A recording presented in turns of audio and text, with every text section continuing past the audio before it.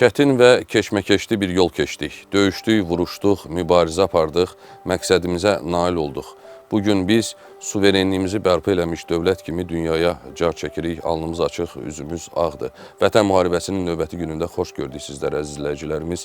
Studiyamızın qonaqları var və bugün də çox maraqlı məqamlara toxunacağıq. Milli Məclisin deputatı Vüqar İskəndərov, xoş gəlmişsiniz. Eyni zamanda Aprel döyüşləri qazisi Hikmət Məmmədov, sizi də xoş gördük. İlk sualım Vüqar bəy olacaq. Vüqar bəy, vətən müharibəsi Azərbaycan xalqı üçün nə demək idi? Əvvəla minnətdaram dəvət üçün. Həmin günləri yaşayırıq və mən bir fikir söyləmişdim, bunu təkrar etmək istəyirəm sizin efirin vasitəsilə də.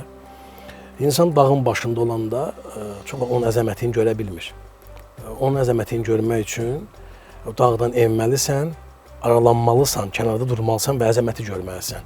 Biz hələ də bu böyük əzəmətli qələbəmizin tamamilə bizə nə verdiyini, nələrə əldə etdiyimizi tam dərk edə bilmirik. Zehniyyət belədir insanda.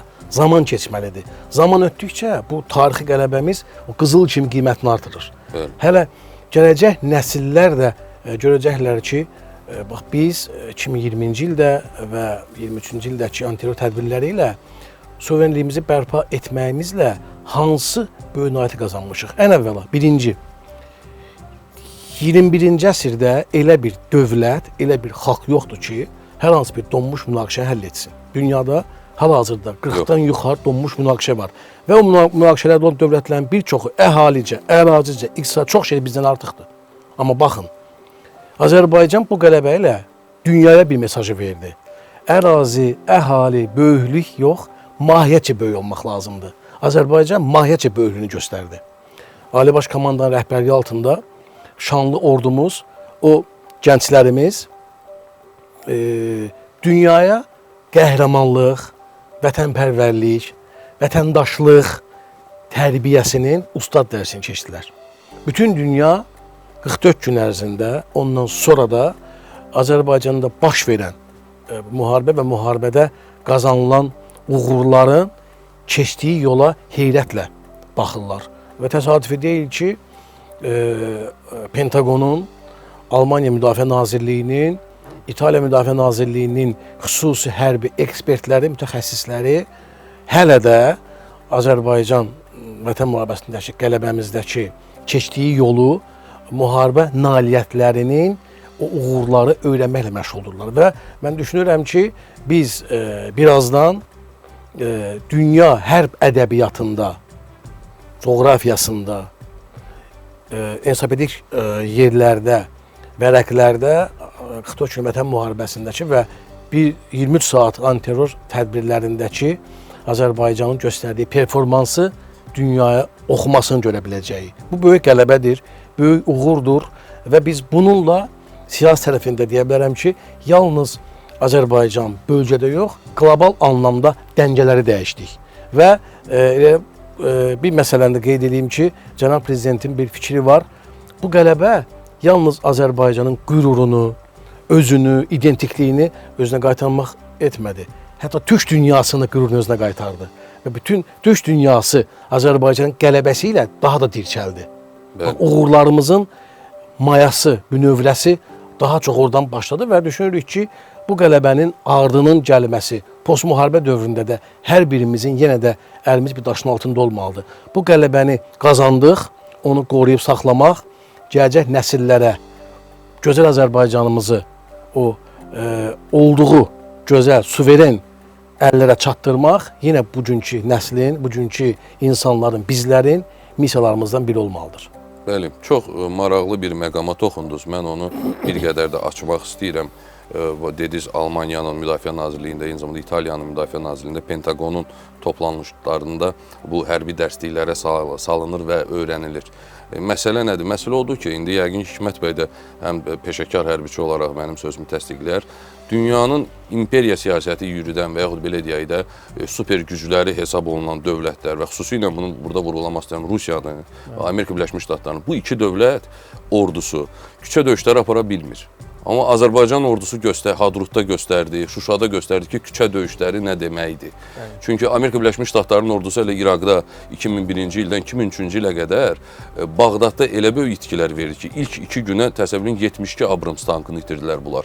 Və İraq ordusu ilə Amerika Birləşmiş Ştatlarının ordusu müqayisə olunmazdı. Yenə biz tərəziyə qoyula bilərdik müəyyən qədər, deyək ki, bir neçə dəfə güclü olsaq da erməni ordusu ilə və bilirik ki, nə qədər onlara havadarları vardı dəstəklər. Eyni şeyi biz aid edə bilərik Rusiyaya, istəyir Çeçen müharibə, birinci Çeçen müharibəsi, ikinci Çeçen müharibəsi. Hazırki vəziyyətdə Ukraynada gedən müharibədə də küçə döyüşlərində ruslar effektivliyi saxlaya bilmirlər. Uğur qazana bilmirlər. Amma Azərbaycan ordusu küçə döyüşləri necə aparılır, NATO-ya göstərdik. Eyni zamanda şimaldakı qonşularımıza göstərdik ki, gəlin baxın bizdən öyrənin, əsl küçə döyüşləri necə aparılır. Elə, bəli, buyurun. Mən onun Ceyman sözünə qüvvət, NATO hansı ki bizim bu 2020 döyüşləri, baxın, NATO tərkibində olan dövlətlərin məktəblərində belə bu taktikalar keçirilirdi və video rolik vasitəsilə onlara göstərilirdi. Yəni bu həqiqətən də böyük bir uğurdur. Baxın, ilk Qarabağ savaşlarından sonra bütün hansı ki atəşkəs elan olundu 94-cü ildən, o vaxtdan sonra bütün diqqət, qayğı orduya yönəldi. Və ordunun, zabit heyətinin, digər heyətin, bəzi, elə deyək ki, qardaş ölkə Türkiyədə geniş miqyaslı təlimlərə qoşulması və qarşılıqlı olaraq zabit heyətinin xidmət etməsi həm orada, həm burada. Bunun özü də orduya olunan diqqət qayğıdır. Yəni bilirik ki, o vaxt ordunun maddi-texniki təminat bazası yox səviyyəsində, aşağı səviyyəsində idi. Amma döyüşkən ruh var idi. O ordu var idi, hansı ki bir vətəndaş olaraq igidlərimiz canlarını sipər edirdi ki, torpaqlar işğal olmasın. Və bu gün onların sayəsində biz 80%-imizi qoruyub saxlaya bildik. Ondan sonra orduya göstərilən diqqət qayğı bilirsiniz, özünü başladı göstərməyə. 2014-cü ildə Ağdam istiqamətində gedən döyüşlər, Avqust hadisələri, 2012 iyun hadisələri.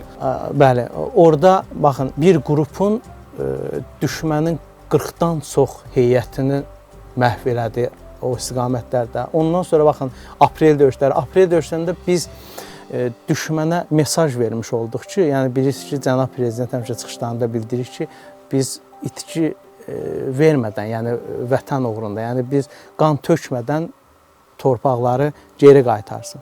Amma təbii ki, aprel döyüşlərində də bu məsələ getdi və Azərbaycan ordusu öz gücünü göstərdi. Bilirsiniz, Lələtpə istiqamətində və Talış istiqamətində düşmən orada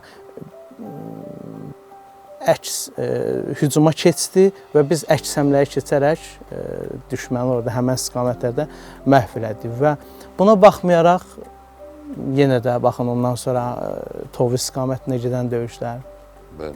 Və əsas məqam odur ki, bütün istiqamətlərdən düşmən hücuma keçirdi. Əlavə ərazi iddiaları var idi. İstək var idi, artıq təbii ki, buna danışıqlar da bir nəticə vermirdi və 2020-ci ildə bu danışıqlara kim son qoymalı idi? Azərbaycan əskəri. Nəticə etibarı ilə də biz bunu artıq göstərdik. O səbrin daşan məqamı deyirlər. Bəli. Elə məncə də siz özünüz də elə aprel döyüşləri qazisisiz, həm də veteranısınız. Aprel döyüşləri mən belə düşünürəm. Sizin baxış açınızdan necədir? Bir Azərbaycan əskəri üçün, Azərbaycan zabiti üçün. Aprel döyüşləri sanki bir oyanış idi. Bir o yatmış bədənə bir iynə batırırlar. Cənab Prezidentin bu sözü var. Aprel döyüşləri vətən müharibəsinin müjdə döyüşü idi. Yəni oradan biz həm erməniyə, həm onun havadarlarına göstərdik ki, artıq Azərbaycan ordusu hər şeyə qadirdir. Və 20-ci ildə artıq biz onun möhrünü vurduq. Aprel döyüşləri onun müjdəçisidir, gətirəndir. Onu göstərən oldu. Nümunəsini göstərdi. Doğrudur.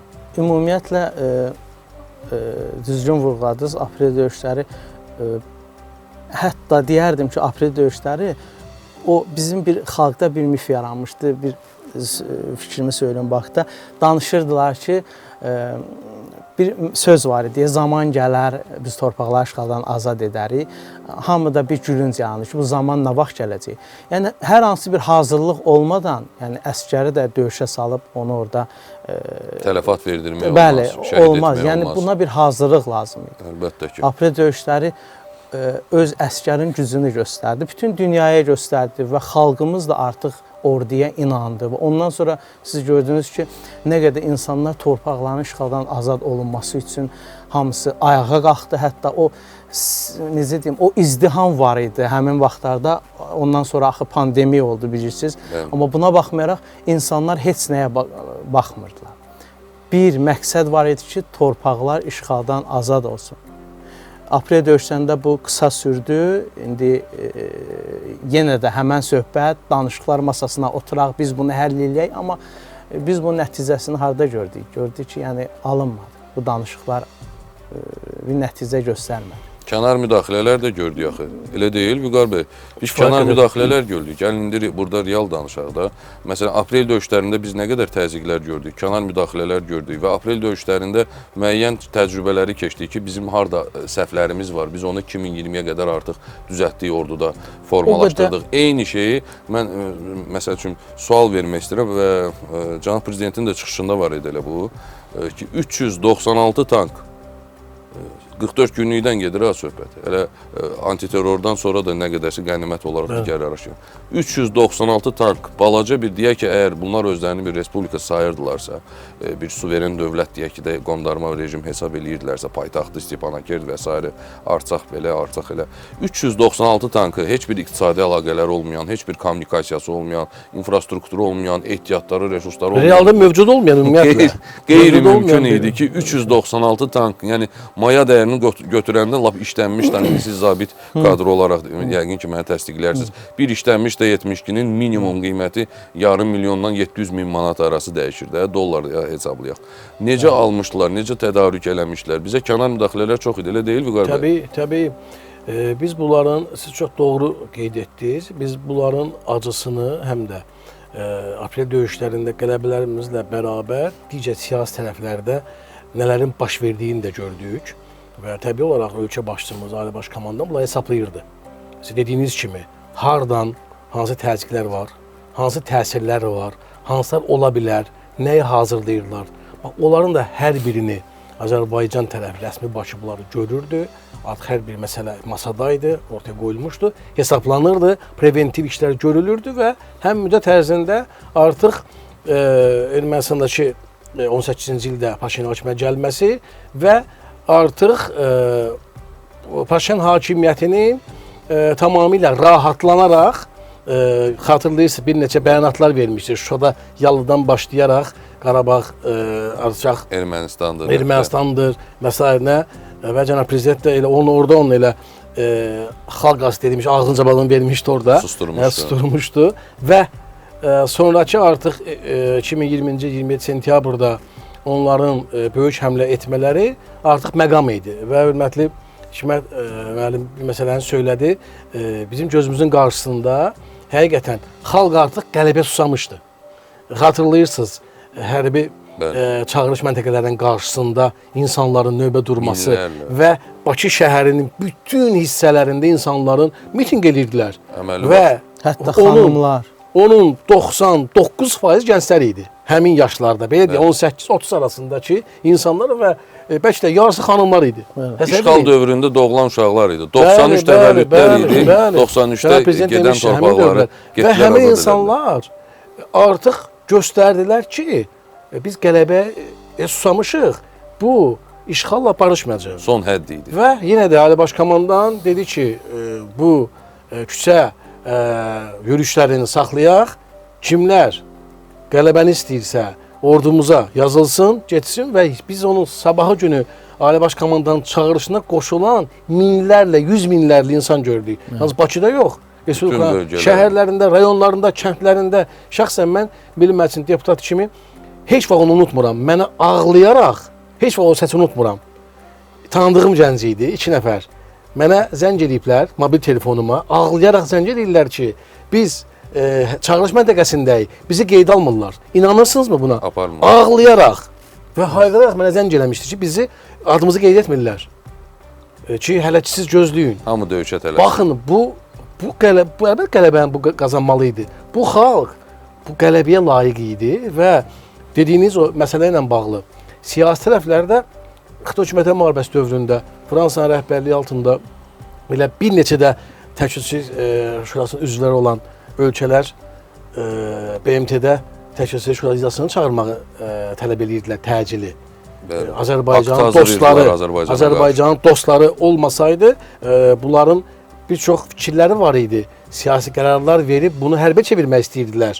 Yeni Azərbaycanın gücü, qoşma hərəkatındakı Azərbaycanın mövqeyi, cənab prezidentin qlobal nüfuzu və dövlətin düzgün uğurlu xarici siyasəti. Bilirsiniz, müharibə isti fazadır. Amma o həm kağızda başlayır, xəritədə başlayır, sonunda da gördüyünüz üç tərəfli bəyanatda yenə kağızda bitir, imzada bitir. Amma onları siyasi hazırlamaq ölkənin rəsmi orqanlarının işi, ölkənin Ali Baş Komandanının işi, prezidentin işi, orduya eyni vaxt Ali Baş Komandanın rəhbərlik eləməsi. Baxın, həmişə mən bunu söyləyirəm. Cənab prezident bizim nə unikal bir məsələlərlə məşğul idi. Demək olar ki, günortaya qədər hərbi geyimdə Ali Baş Komandan kimi ordunun tapşırıqlarını verirdi. Gün nahardan sonra cənab prezident mülki paltarını geyinib jurnalistlərlə 30-dan yuxarı dünyanın aparıcı televiziyalarına, saytlarına, jurnallarına, agentlər müsahibələrlə diplomatik müharibəni aparırdı. İki cəhbədə vuruşurdu. Evet. Bax, nümunə olaraq Ali Baş Komandan bunu edəndə, əlbəttə hər bir vətəndaş o müharibədə, o qələbənin arxasındaydı.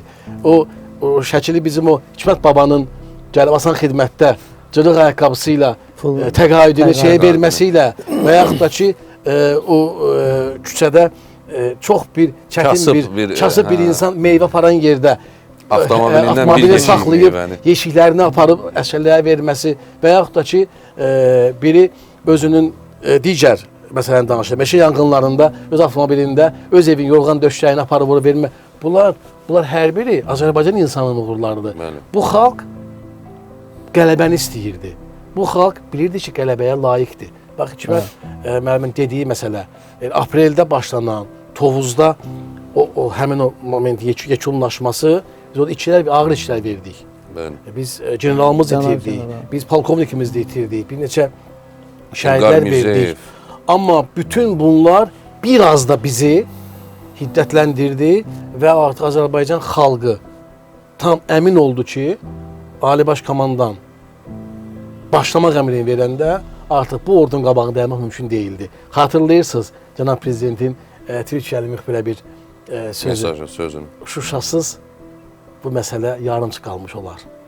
Və kimlər istəmirdi Şuşa alınmasın, kimlər hansı təsir göstərirdi, haralardan təsirlər var idi. Hətta yenə Ali Baş Komandan canlı efirdə xalqa maçı söylədi ki, bezliblər artıq, mənə kimlər zəng etmir. Bunu açıq, səmimi olaraq xalqa söylədi.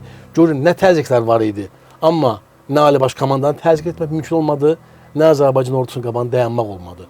O qələbəyə susamaq, bir də haqq bizim tərəfdə idi. Həm ilahi ədalət, həm beynəlxalq hüquq. Çünki biz heç kimin torpağına hücum etmirdik.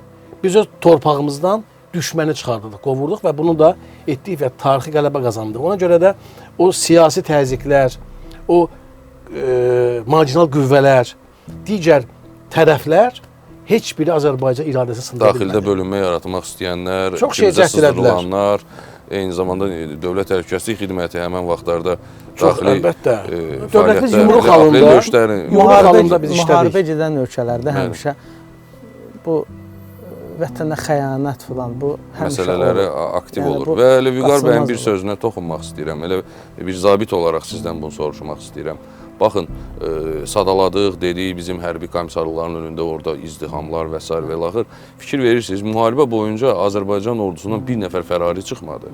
Amma Ermənistan tərəfində rəsmi yazılarda deməli 10.500 neçə nəfər 11.000-ə yaxın 11.000-ə yaxın şəxs hətta Paşinyanın xanımı bunu çıxışında söylədi ki, siz məndən danışırsınız 11.000 fərariniz var. Biabırçılıq idi. 11.000 fərari ordu ilə o idi. Ordu bir hissəsi yox. Bəli, 2020-ci il olan müharibənin qıraq olsa, eləcə 2016 aprel döyüşlərində bizdən hətta həmin vaxtlarda bir post qurulmuşdu. Bizdən vətəndaşlar cəbhəyə getməsin. Çünki ehtiyac yox idi. Ordu öz gücünə qadir idi, əmin idi, bilirdi. Amma həmin ərəfələrdə baxın, özləri bu video kadrlar çəkib paylaşırlar ki, İrəvan küçələrində 14-15 yaşında oğlanları tutub maşına basıb aparırlar cəbhəyə. Təsəvvür edin, onlar üçün cəbhəyanı ərazidə postlar qurulub ki, əsgərlər geri qaçmasın. Qaçmasın. Təsəvvür anda ki, o çıxışları var idi, hansı ki, düzdür, onu biz aprel döyüşündə elə məhv elədik. O avtobusa minmişdi, yaşlı kişilər. Avo, hansı vəziyyətdə ki, biz gedirik, məqsədimiz Bakıya getməkdir. O cənab prezidentdə bir söz var idi. Bakıya gəldilər, harada gəldilər, o çay içmək. Dedi, biz gedirik, çay içək. Arzuları ürəyində qalıb. O kadrlarda var ki, ilk dəfə olaraq tanklar gəlirdilər, tankların tez-tez görürük. Heç birinin arzusu qalmadı. Qalmadı. İlk dəfə olaraq İsrailin o Harp istehsalon pilotsuz aparat, onların elə o avtobusunu özləri də çəkə-çəkə, özləri də çəkə. Yolda vurdu, məhv elədi. Aprel döyüşlərində, bəli. Onların o 14-15 ədəd KAMAZlar gəldi, Cəbrayıl yolundan, orada o ilk hissələri məhv olundu. Digərləri neynəsin? Məhv olur, geri qaçdı. Yəni, ayaqlar zincirlərlə bağlanması. Bəli. Hər tarixdə buna mən rast gəlməmişdim. Bilmirəm, bəlkə olur. Bugün biz bunu Ukraynada Rus ordusunda görürük. Bəlkə siz görmürsünüz qabaqlar. Yox, əvvəllər yox idi. Əsgəri avtomobilə bağlayasan ki, məcbur qalsın həmən posta döyüşün. Posta PK-ya həqiqətən rəzalət idi ordu üçün. Əsgərləri bağlayıblar ki, əsgər ölənə kimi atmalıdır da. Yəni bu nədir? Yəni bu torpaq onların olsaydı, yəni məlum məsələn döyüşərdilər. Yəni bu bizim idi ki, o sizin sözünüzə qüvvəti, yəni bu torpaq bizimdirsə biz döyüşməliyik. Şəhidimiz Raqif Orucov, yəqin ki, Murov Qartalı deyirdi ki, Talış istiqamətində o döyüş tapşırığında olan həmən yanında olan əsgərlər deyirdi ki, artıq yorulmuşdu özü də. Deyirdi ki, siz heç nədən qorxmağa ehtiyac yox deyə biz öz torpaqlarımızdayıq.